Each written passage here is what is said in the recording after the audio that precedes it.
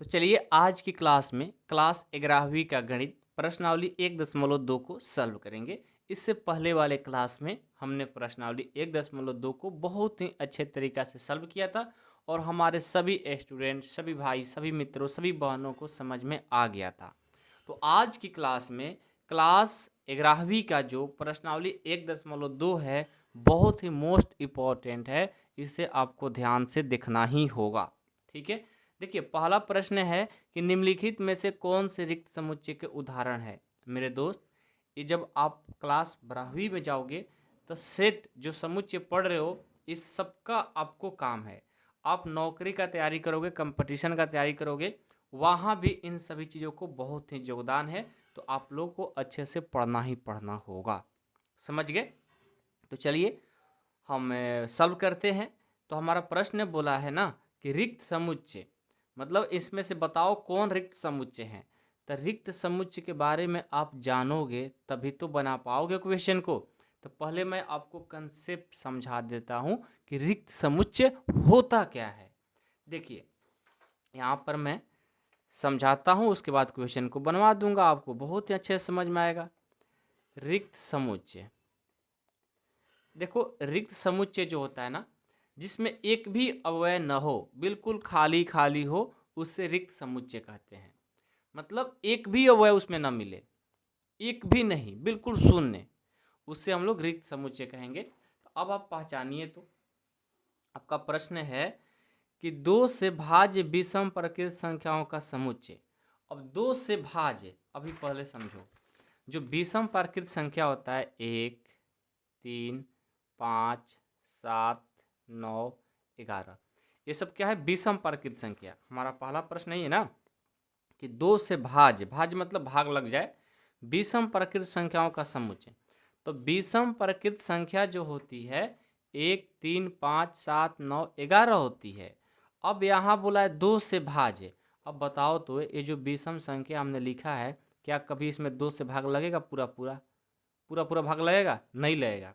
जब नहीं लगेगा तो फिर हमें यहाँ से क्या मिलेगा? शून्य, जीरो। जब शून्य यानी जीरो कुछ भी नहीं मिला तो फिर हम इसे क्या बोल सकते हैं? रिक्त समुच्चय है। क्या बोलेंगे? रिक्त समुच्चय है। तो आइए हमारा प्रश्नावली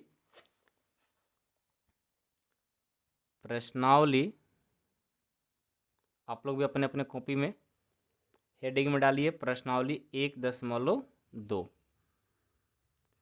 का पहला प्रश्न का पहला क्वेश्चन क्या होगा? कुछ भी नहीं मिला, शून्य मिला, तो फिर इसे बोलेंगे समुच्चय है। रिक्त समुच्चय ना, रिक्त समुच्चय का बात किया है, कहेंगे रिक्त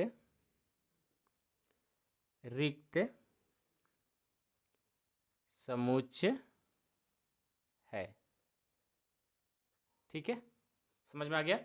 पहला क्यों रिक्त समुच्चय होगा? क्योंकि उसमें कुछ नहीं मिला, तो फिर हमें रिक्त समुच्चय कहना ही पड़ेगा।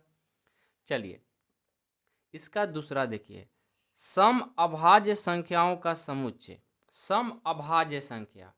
अब सम अभाज्य संख्या पता है आपको? देखो अभाज्य संख्या कोई आपसे बोले, मान लो कि हमारा जो क्वेश्चन मिला है सम अभाज्य संख्या, तो पहले हम देखेंगे कि अभाज्य, सम अभाज्य होता क्या है। ठीक है, सम अभाज्य होता क्या है, लेकिन उससे पहले अभाज्य देखेंगे। अभाज्य संख्या कौन कौन होता है? अभाज्य संख्या 2, 3, 5, 7, 9 नहीं होता, 11, 13, ये सब क्या है? अभाज्य। अभाज्य मतलब अपने खुद से भाग लग जाए या एक से भाग लग जाए, उसे हम अभाज्य संख्या कहते हैं। तो मैंने अभाज्य संख्या लिख लिया, लेकिन आपको क्वेश्चन में कहा है सम अभाज्य। अब देखो तो इस अभाज्य में कोई सम मिलता है क्या? हाँ, ये जो दो ऐसा एक संख्या है अभाज्य में कि हमारा सम भी होता है। क्या होता है? सम अभाज्य भी इसको बोलते हैं। तो इस क्वेश्चन में हमें कुछ मिल रहा है। हाँ, सम अभाज्य संख्या होता है ना, क्या होता है? 2, यानी एक नंबर हमारा जो है 2 मिल गया। इसमें तो कुछ नहीं मिला, कुछ तो नहीं मिला ना, मतलब जब खाली रहेगा तो रिक्त समुच्चय बोलेंगे, लेकिन कुछ ना कुछ मिल जाएगा तो उसे फिर हम रिक्त समुच्चय नहीं कहेंगे। तो दूसरा का आपका आंसर क्या हो जाएगा? बोलो, रिक्त समुच्चय नहीं है। क्या लिखोगे? रिक्त समुच्चय नहीं है। समझ में आ रहा है ना क्यों रिक्त समुच्चय नहीं है? थोड़ा सा देखो, र मेरा गलत हो गया, ठीक ना, हिंदी मेरा कमज़ोर है, थोड़ा सा आप लोग एडजस्ट करिएगा, ठीक है ना। हम लोग मैथ पढ़ रहे हैं, ज़्यादा ध्यान ना देना, ठीक है। तो र थोड़ा सा वीक हो गया मेरा। रिक्त समुच्चय, रिक्त समुच्चय नहीं है, रिक्त समुच्चय नहीं है। समझ में आ रहा है ना सारे क्वेश्चन? एक बार में सारे क्वेश्चन आप लोग का कंप्लीट हो जाना चाहिए। चलिए इसका थर्ड क्वेश्चन देखिए। थर्ड क्या बोला है कि एक सच डेट एक्स एक प्राकृत संख्या है जो x का जो मान होगा 5 से छोटा और साथ ही साथ x का जो मान होगा 7 से बड़ा। देखो एक प्राकृत संख्या है, पहले तो हम x का मान इसके लिए लिखेंगे 5 से छोटा। 5 से छोटा कौन कौन मिलेगा? 4, 3, 2, 1, ये हो गया प्राकृत संख्या। माइनस में नहीं जाएंगे, क्यों नहीं जाएंगे माइनस में भाई? क्योंकि प्राकृत संख्या की बात कही है। अब चलो 7 से बड़ा, अब जो लेना है 7 से बड़ा, 7 से बड़ा 8, 9, 10, 11। अब देखो तो इन दोनों के बीच में ये दोनों जो x का मान आया है, कोई दोनों में सिमिलर है, एक जैसा है, मिल रहा है? कुछ नहीं मिल रहा है भाई। जब नहीं मिल रहा तो क्या मिला? खाली, यानी जीरो, शून्य, कुछ नहीं मिला दोनों संख्या में। अब बोला कि 5 से नीचे चले जाओ, एक 7 से ऊपर चले जाओ, बीच में कुछ मिल ही नहीं रहा है। जब कुछ नहीं मिलेगा तो फिर उसे क्या बोलना पड़ेगा? रिक्त समुच्चय, ठीक है। लिखेंगे रिक्त समुच्चय, रिक्त समुच्चय है। ओके चलो अगला देखो। बिल्कुल देखो स्लो पढ़ाते हैं, लेकिन आप लोग को 100% आपके माइंड में जाएगा हर एक क्वेश्चन, ठीक है। अगला है कि y सच डेट y किन्हीं दो समांतर रेखाओं का उभयनिष्ठ बिंदु है। अच्छा, उभयनिष्ठ बिंदु का बात किया है। अब उभयनिष्ठ बिंदु क्या होता है भाई? देखो यहाँ पर दो है, एक ये है और एक ये है, दो समांतर रेखा, ये y, इसका भी नाम y। तो ये जो दो हमारा समांतर रेखा है ना, समांतर रेखा एक दूसरे के समांतर है। अब ये दोनों समांतर रेखा है। अब बताओ उभयनिष्ठ बिंदु, उभयनिष्ठ बिंदु का मतलब होता है कहीं कट कर दे। तो आप कितना भी इसको लंबा करते जाओगे दोनों को, कभी एक दूसरे के मिलेगा? कभी कट करेगा? उभयनिष्ठ होगा? दोनों मिलेगा? नहीं मिलेगा। ये आपका पेज खत्म हो जाएगा, दुनिया का सारा पेज खत्म हो जाएगा, लेकिन ये कभी भी एक दूसरे से कट नहीं कर सकता। समांतर रेखा एक दूसरे के समानांतर ऐसे चलते जाएगा। तो फिर कोई तो कुछ नहीं मिल रहा है। जब इन दोनों के बीच में कुछ नहीं मिलेगा तो फिर क्या मिला? इसमें जीरो, शून्य। तो फिर हमें क्या कहना होगा कि y sin डेट y किन्हीं दो समांतर रेखाओं का उभयनिष्ठ बिंदु समुच्चय नहीं है, रिक्त समुच्चय है। मतलब कुछ नहीं मिलने वाला तो रिक्त समुच्चय हो जाएगा। जब कुछ नहीं मिलेगा तो रिक्त समुच्चय। रिक्त समुच्चय का परिभाषा तो यही होता है ना, कि जिसमें कुछ भी ना हो, बिल्कुल खाली खाली हो, तो रिक्त समुच्चय है। आपका पहला प्रश्न कंप्लीट। कोई प्रॉब्लम हुआ किसी को? नहीं ना? देखो बहुत ही आसान क्वेश्चन है, ऐसा नहीं कि बहुत कठिन है, बहुत ही आसान है सारे प्रश्न, ठीक है ना। चलो अगला प्रश्न देखो क्या है, ध्यान से देखना होगा, ठीक है ना। क्या बोला है? निम्नलिखित समुच्चयों में से कौन से परिमित और कौन से अपरिमित है? परिमित और अपरिमित के बारे में थोड़ा सा समझा देते हैं आपको, क्योंकि प्रश्न को बनाने से पहले थोड़ा सा थ्योरी कंसेप्ट समझ लेते हैं तो फिर आसान हो जाता है। तो देखिए परिमित समुच्चय का मतलब है,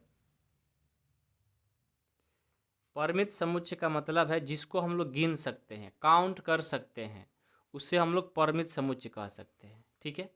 जिसको हम लोग गिन नहीं सकते, वो पता ही नहीं कहाँ तक गया है, अनंत तक गया है, उसको हम लोग अपरिमित समुच्चय बोलेंगे। क्या बोलेंगे? अपरिमित समुच्चय बोलेंगे।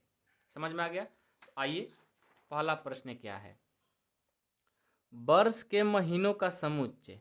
अब वर्ष के महीना, अब देखो वर्ष मतलब कोई एक साल है, उस साल में महीनों का समुच्चय क्या होता है भाई? आप ही बताओ। देखो मान लो कि कोई वर्ष है, वर्ष मतलब साल। एक साल में कितने महीना होता है? जनवरी, फरवरी, मार्च, अप्रैल, मई, जून, जुलाई, अगस्त, सितंबर, अक्टूबर, नवंबर, दिसंबर। यानी टोटल जानते हो ना कि 12 महीना होता है। तो हम इसको गिन लिए ना भाई कि वर्ष में 12 महीने ही होते हैं। वही तो बोला है, वर्ष के महीनों का समुच्चय। मतलब वर्ष के महीनों का समुच्चय होगा परिमित में कि अपरिमित में।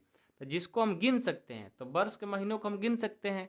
आपसे कहेंगे तो 12 कहोगे, किसी से भी कहोगे 12 कहोगे, मतलब इसको हम लोग काउंट कर सकते हैं। तो फिर इसको हमको परिमित समुच्चय बोलना पड़ेगा। तो पहला का जो आंसर होगा क्वेश्चन नंबर 2 का फर्स्ट क्या होगा? परिमित समुच्चय। ध्यान से सुनो और अच्छे से बनाओ, फिर कभी नहीं भूलोगे। परिमित, परिमित बोला है कि परिमित? परिमित बोला है, ठीक लिखा हूं मैं। परिमित समुच्चय, पहला का आंसर परिमित समुच्चय।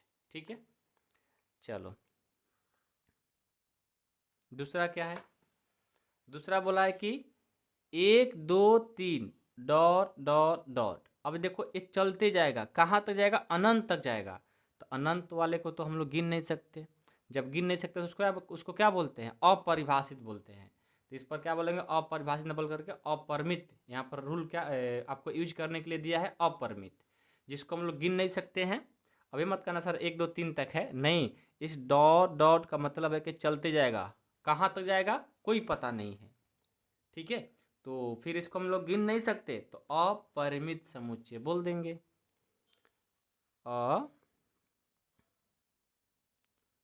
अपरिमित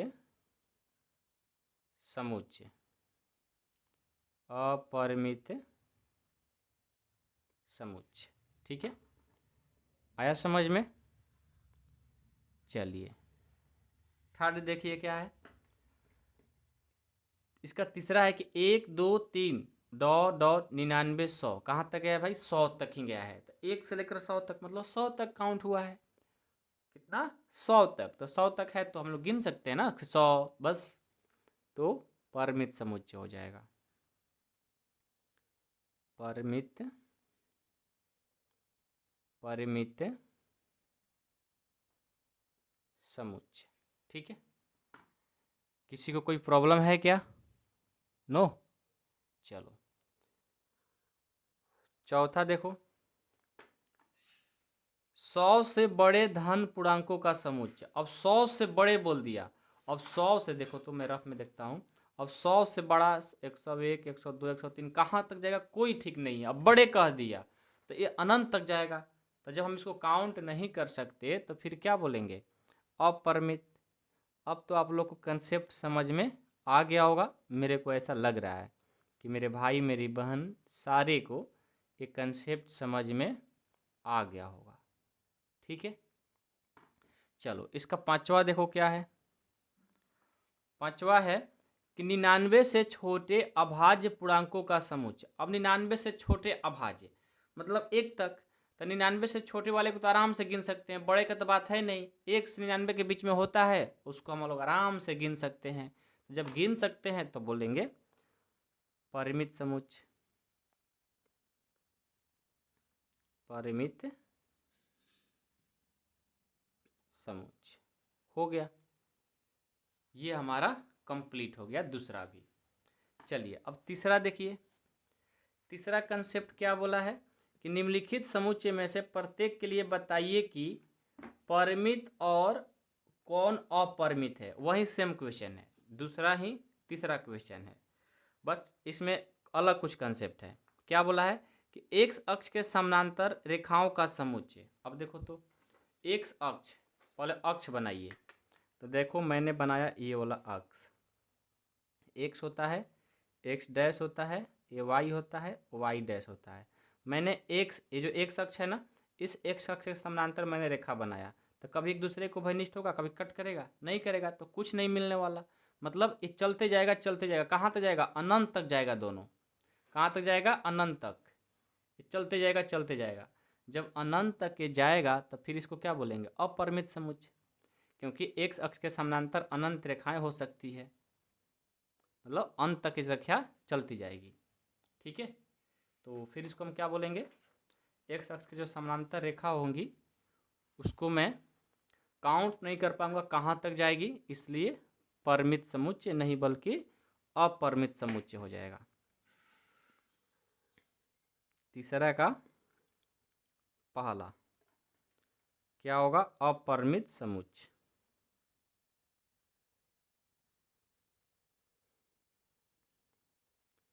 अपरिमित समुच्चय, ठीक है, समझ में आया? चलो दूसरा, अंग्रेजी वर्णमाला के अक्षरों का समुच्चय। अब अंग्रेजी वर्णमाला में कितने अक्षर होते हैं? 26। तो आप भी कहोगे 26, मैं भी कहूँगा 26 भाई, तो इसको गिन सकते हैं ना, तो बोलेंगे परिमित समुच्चय। परिमित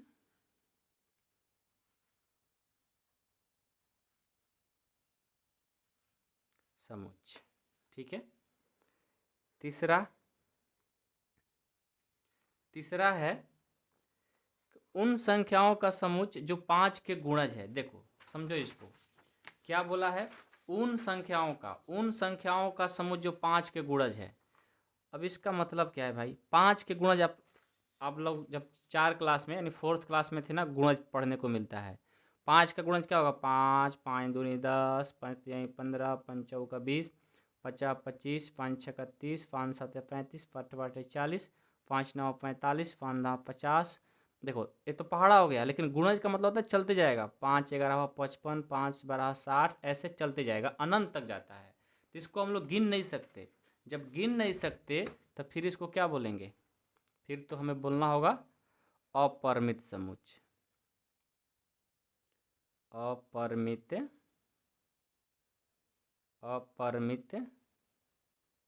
समुच्चय, ठीक है, हो गया कंप्लीट। चलो 4 नंबर क्या है? 4 नंबर है पृथ्वी पर रहने वाले जानवरों का समुच्चय। देखो अब हमारे पृथ्वी पर कितने जानवर है, इसको हम लोग आराम से काउंट कर सकते हैं। हमारे गवर्नमेंट के पास इसका काउंटिंग रहता है, ठीक है ना, क्योंकि हमारे मतलब पता है कि कौन कौन जानवर हमारे पास होते हैं, ठीक है ना। यदि यहीं कीट और कीटाणु जो होते हैं ना उनका बात कर देता तो उसका अपरिमित मतलब हम लोग गिन नहीं सकते, लेकिन जानवर जो होते हैं ना, गाय को गिन सकते हैं कितने हैं। अभी हो सकता है आपके गांव में भी आया होगा ये काउंट करने वाला, और उनके गाय भैंस जो बैल हैं उनके कान में एक ठेपा लगा दिया जा रहा था, ठीक है, तो सब काउंट हो जाता है, ठीक है ना। तो पृथ्वी पर वाले जानवरों को हम लोग काउंट कर सकते हैं अप्रॉक्स में, लेकिन काउंट कर सकते हैं। तो इसलिए हम लोग बोलेंगे ये भी हमारा हो सकता है क्या? परिमित समुच्चय। परिमित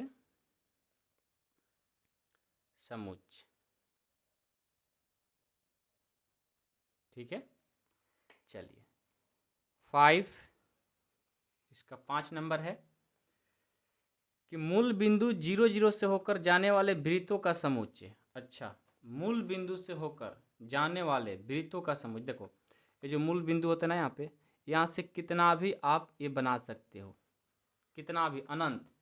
तो कितना भी जब बना सकते हैं तो आपको समझ में तो आ गया होगा कि उसको फिर बोलना पड़ेगा अपरिमित समुच्चय। अपरिमित समुच्चय, ठीक है, ये हमारा आंसर हो गया। समझ में आया सबको? किसी को कोई दिक्कत तो नहीं है? सबको बातें समझ में आ रही है? चलिए अब प्रश्न संख्या 4 को देखेंगे। 4 क्या है कि निम्नलिखित में बताइए कि a बराबर b है अथवा नहीं। अब a बराबर b का मतलब क्या है भाई? देखो यहाँ पर आपको जो क्वेश्चन दिया है पहला में कि a बराबर ए बी सी डी और b बराबर सी डी ए बी, मतलब बराबर का मतलब होता है कि जो इसमें एलिमेंट्स है ना वहीं इसमें भी एलिमेंट्स होना चाहिए सेम। मतलब इसमें 2 तो इसमें भी 2, इसमें 1 2 तो इसमें भी 1 2, पूरा का पूरा मिले उसे a बराबर b कहेंगे। क्या कहेंगे? a बराबर b। तो आइए तो पहला देखते हैं कि a में a b c d है, सही है। इसमें देखो तो अब a है तो a है, b है तो b है, c है तो c है ना? आपको दिख रहा है? अब दिख रहा होगा, आपके पास किताब होना चाहिए। d है तो d है, यानी दोनों को बराबर बराबर है। तो चौथा का पहला का आंसर a बराबर b लिख देंगे। चौथा का पहला जो आंसर होगा वो क्या होगा, a बराबर b हो जाएगा। ठीक है, समझ में आ गया। चलो अब दूसरा देखते हैं। दूसरा क्या है, दूसरा है कि a बराबर 4, 8, 12, 16 है। ठीक है, और b बराबर 8, 4, 16, 18 है। तो 4 है, 4 है, 8 है, 8 है, 12 है, 12 नहीं है। तो यही नहीं मिल गया तो बाकी देखने की जरूरत नहीं क्या है। तो 12 इसमें नहीं है तो बोलेंगे a और b बराबर नहीं है, बस आंसर। जब नहीं मिला तो बोल देंगे बराबर नहीं। मतलब बराबर नहीं का मतलब होता है बराबर लिखकर उसका बीच में पेट फाड़ दो। ठीक है, बराबर नहीं का मतलब हो गया। तीसरा देखो क्या है, तीसरा है कि a बराबर 2, 4, 6, 8, 10 और b बराबर देखो क्या है, एक साइडेड एक सम धन पूर्णांकों और, अच्छा इसको नहीं दिख रहा है तो ऐसे कर लेते हैं, ऐसे कर लेते हैं। अब दिख रहा है ना सबको क्वेश्चन। हाँ, b बराबर एक साइडेड एक सम धन पूर्णांक है और x का जो मान है 10 के बराबर या 10 से छोटा है। तो पहले देखो आप क्या करो, ये जो बोला है कि एक साठ डेट एक्स 10 का एक गुणज, अब 10 का पहले गुणज लिखो। तो 10 का गुणज क्या होगा भाई, 10, 20, 30, 40, 50, ऐसे ही 60, 70, ऐसे ही डॉट डॉट चलते जाएगा। ये ए हो गया। अब बी देखो क्या होगा, बी बोला है कि एक्स का वो मान होगा, एक पहले तो सम धन पूर्णांक होगा और 10 से छोटा होगा या बराबर होगा। तो सम में क्या होगा, 2 होगा, 4 होगा, 6 होगा, 8 होगा और 10 के बराबर चिन्ह लगाए। देखो यहाँ बराबर का चिन्ह लगाए तो 10 को भी लेंगे। तो 2 आ गया, 4 आ गया, 6 आ गया, 8 आ गया, 10 आ गया। क्यों, क्योंकि हमें बोला है सम, तो सम लिए हैं। अब देखो तो ए में 10 है, इसमें भी 10 है, इसमें 20 है, इसमें है नहीं है। ये पूरा का पूरा ही नहीं मिल रहा है। जब नहीं मिल रहा है तो फिर हमें क्या बोलना होगा, हमें तीसरा बोलना होगा कि बराबर नहीं है। बहुत ही आसान है। ठीक है, समझ गए। अच्छा अच्छा अच्छा, मिस्टेक हो गया मेरे भाई, तीसरा बनाना था ना, हमने चौथा बनाया है। ओहो, देखो ध्यान से। तीसरा है कि ए में 2 है, 4 है, 6 है, 8 है, 10 है। ये ए का मान हो गया। बी का मान देखो, सम धन पूर्णांक कौन कौन होगा, 2 होगा, 4 होगा, 6 होगा, 8 होगा और 10 के बराबर है तो 10 होगा। अच्छा, ये दोनों देखो बराबर है। हम क्या किए थे, इसका बी ले लिए थे और चौथा का ए ले लिए थे, इसलिए गलत हो गया था। ठीक है, लेकिन तीसरा ये है, ए का मान ये है और बी का मान ये वाला आ गया, तो दोनों तो बराबर है। तो फिर बोलना पड़ेगा हमें कि ए बराबर बी होगा, ए बराबर बी होगा। ठीक है, 4 नंबर। अब देखो 4 नंबर लॉजिक वाला है। ठीक है, 4 नंबर क्वेश्चन क्या आपका, एक साइडेड एक्स संख्या 10 का एक गुणज है। 10 का गुणज मैंने लिख रखा था, 10 का गुणज क्या होगा, 10, 20, 30, 40, ऐसे ही डॉट डॉट चलते जाएगा। और b का वैल्यू क्या है, 10, 15, 10, 15, 20, 25 ऐसे करके है। देखो 10 है, 10 है, 20 है, 20 है, 30 है, हो सकता है 30 आगे मिलेगा, लेकिन यहाँ पर जो 15 है ए में तो है ही नहीं। मतलब दोनों एक दूसरे में पूरा का पूरा मिलना चाहिए, तो नहीं मिल रहा है ना, तो फिर क्या बोलेंगे, नहीं है, ए बराबर बी नहीं है। बहुत ही सिंपल है। ठीक है, समझ में आ गया। चलिए अब 5 नंबर देखिए, क्या निम्नलिखित समुच्चय युग्म समान है, कारण सहित बताइए। अब यहाँ पर आपको क्या करना है, सॉल्व करना है और समुच्चय युग्म मतलब बराबर है कि नहीं है। ठीक है, सॉल्व भी करना है आपको यहाँ पर, तो ध्यान दीजिएगा। ठीक है, क्वेश्चन नंबर 5 का फर्स्ट, इसमें है ए बराबर जो दिया है 2, 3 और ए का तो मान कंप्लीट दे दिया, लेकिन बी का पूरा मान नहीं दिया है। बी क्या लिखा है भाई कि एक साँच डैट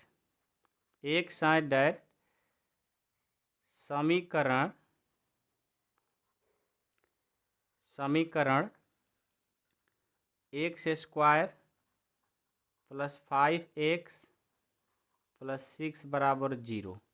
इसको क्या करना है, हल करना है। तो आइए हम इसको सॉल्व करके बनाते हैं, ध्यान से देखिएगा। ठीक है, बहुत ही आसान है, लॉजिक वाला है। तो सबसे पहले हमारा ए का तो मान कंप्लीट दिया है, बी का मान कंप्लीट नहीं दिया, जो कि इसको हल करना है। तो आइए हम इसको सॉल्व कर देते हैं कि x square plus 5x plus 6 बराबर 0। गुणनखंड सबको आता है ना, तो गुणनखंड कर दो।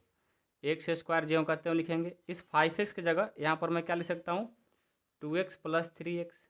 गुणनखंड तो सबको आ रहा होगा। इस 5x जगह दो भागों में मैंने बांट दिया, 2 और 3, मतलब 5x के बदले 2 और 3 कर दिया।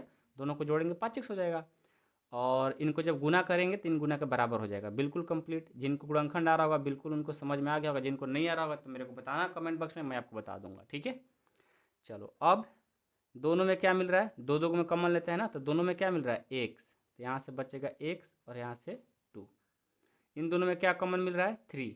यहाँ से एक्स, यहाँ से 2 बराबर 0। अब देखो, अब क्या करेंगे, ये दो इक्वल है, ब्रैकेट में है, तो ये दोनों इक्वल में से किसी एक को ले लिया जाता है। तो ये हो गया एक्स प्लस 2, बच क्या गया बाहर बाहर वाला, तो ये हो गया एक्स प्लस 3 बराबर 0। अब इनको सॉल्व करेंगे। एक बार एक्स प्लस 2 बराबर 0 करेंगे, जिनको गुणनखंड पता होगा बहुत ही अच्छे तरीके से बना रहे होंगे। एक बार करेंगे एक्स प्लस 3 बराबर 0, तो यहाँ से हो जाएगा एक्स बराबर प्लस रह जाएगा तो माइनस, यहाँ से करेंगे तो ये भी हो जाएगा माइनस। यानी हमारा बी का जो कंप्लीट वैल्यू आया -2 और -3 आया। देखो ए का मान 2 3 है, अब बी का -2 -3 है, तो क्या दोनों बराबर होगा, नहीं होगा। तो फिर बोलेंगे ए नॉट इक्वल टू बी। समझ में आ गया। चलो अब दूसरा इसका देखो क्या है। दूसरा है, एक बार पढ़ लो ध्यान से। ए बराबर एक सच डेट एक शब्द फ्लो एक अक्षर है, तो फ्लो को आपको लिखना जानते हैं ना। पहले इसको लिखेंगे अलग अलग, दो को जो यूज हुआ होगा उसको एक बार लिखते हैं और बीच में कॉमा लगा कर पहले अलग अलग करेंगे, और उसी तरह बी को भी करेंगे। ठीक है, आइए पहले हम क्या करते हैं, ए लिखेंगे। ए को कैसे लिखेंगे, हमारा एफ मतलब फ्लो को अलग अलग, एफ कोमा ओ, एल 2 है तो उसको एक ही बार लिखेंगे, ओ भी 2 बार है, तो पहले मैंने एक बार लिख दिया, तब लिखने की ज़रूरत नहीं है। मैंने क्या किया, मैंने इसको क्या किया, अलग अलग लिख दिया। 2 बार जो यूज होगा उसको एक ही बार लिखते हैं और बीच में कॉमा लगाते हैं। और बी का मान क्या है, ओ एल एफ है ना, तो इसको भी अलग अलग कर लो, ओ एल एफ। अच्छा ओ भी है तो ओ भी डाल दो। ठीक है, मैंने सबको अलग अलग कर दिया। पूरा एफ एफ, ओ ओ, एल एल, डब्लू डब्लू, पूरा पूरा मिल रहा है ना, तब बोल देंगे ए बराबर बी। ये हमारा आंसर। समझ में आया। बहुत ही आसान है, ऐसा नहीं कि बहुत कठिन है। ठीक है, चलो लास्ट क्वेश्चन नंबर 6 देखो। 6 क्या है, एक बार पढ़ लो। नीचे दिए हुए समुच्चयों में से समान समुच्चय का चयन कीजिए। समान समुच्चय मतलब इसमें से A B C D E F G H, इसमें कौन कौन एक दूसरे के बराबर हैं उसको लिखना है। तो देखो, तो ए के बराबर कोई है, इसमें 2 4 8 12 होना चाहिए, इसमें नहीं है, इसमें 2 नहीं है, इसमें भी नहीं है, इसमें भी नहीं है, इसमें भी नहीं, इसमें भी नहीं, इसमें भी नहीं, मतलब ए किसी के बराबर नहीं है। बी देखो 1 2 3 4, इसमें है 1 2 3 4, हाँ बी और डी देखो बराबर है, तो लिखेंगे हमारा 6 नंबर का एक आंसर में हो जाएगा बी और डी बराबर। एक ये हो गया। और कोई है, अब नहीं है। अब डी किसी के बराबर है, नहीं है। अब ई देखो तो -1 + 1, लेकिन जी के बराबर देखो 1 - 1, ई और जी एक दूसरे के बराबर हो जा रहा है, तो एक हो गया ई बराबर एफ, नहीं जी है ना, ई बराबर जी, ई बराबर जी हो रहा है। एफ किसी के बराबर है, नहीं है। ये किसी के बराबर है, ये किसी के बराबर नहीं है, कोई किसी के बराबर नहीं है। सिर्फ और सिर्फ बी और डी बराबर है और ई और जी बराबर है, और कोई किसी के बराबर नहीं है तो मैं नहीं लिखूंगा। सिर्फ हमारा 2 ही बराबर है तो मैंने लिख दिया। तो इसी के साथ हमारा जो प्रश्नावली 1.2 था, 1 शॉट में ही, मतलब एक ही बार में सारे कंप्लीट करा दिए। और साथ में हर क्वेश्चन को बताने से पहले मैं थ्योरी कंसेप्ट भी बता रहा हूँ, तो उसी को बोलते हैं 1 शॉट, मतलब एक ही वीडियो में सारे चीज़ कंप्लीट। तो कोई दिक्कत हो तो ज़रूर बताना मेरे को। और बाकी आप कमेंट तो कर ही सकते हो, और अपने दोस्तों में कम से कम 5 दोस्तों के पास इस वीडियो को जरूर शेयर करो, क्योंकि आप ही लोग को सपोर्ट करना है। जितना सपोर्ट करेंगे उतना ही फास्ट आप लोग क्लास आती रहेगी। ऐसे मैं आपको फ्री ऑफ कोर्स यूट्यूब पर 11 क्लास का पूरा फ्री में पढ़ाने वाला हूँ, ठीक है। तो सपोर्ट बनाने के लिए आपको कम से कम 10-15 बच्चों के पास, अपने दोस्तों के पास शेयर जरूर करना है इस वीडियो को। बहुत ही मेहनत लगता है वीडियो बनाने में, आपको पता होगा, और मैं फ्री में पढ़ा रहा हूँ, तो आप लोग को शेयर करना बनता है, ठीक है। ज़रूर कर देना। मिलता हूँ नेक्स्ट क्लास में। Thank you so much.